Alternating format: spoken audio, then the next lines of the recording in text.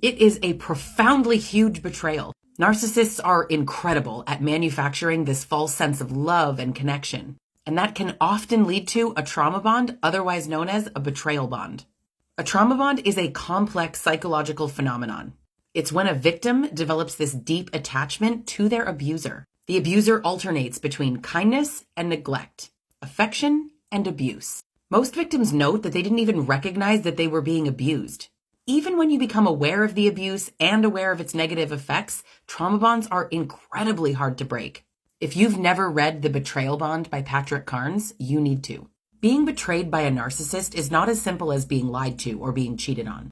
The deception is unbelievable. Truly unbelievable. People who hear stories about narcissistically abusive relationships often are in shock. They can keep up their facade for a pretty long period of time. Every so often, you see the real them, but it's always explained away. If you're looking to break your trauma bond, you might want to consider these books.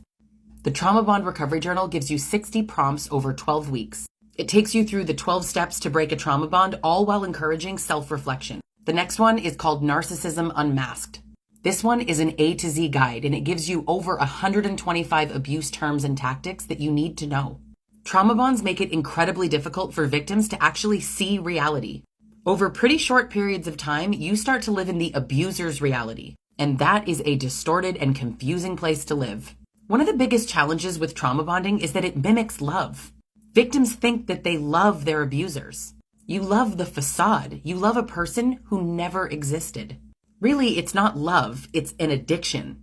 You can overcome these feelings. You can stop feeling this way. So what's it going to take for you to change your life? Just to make the decision to try to leave, to try to not go back. You can break the cycle, I promise you. Stronger.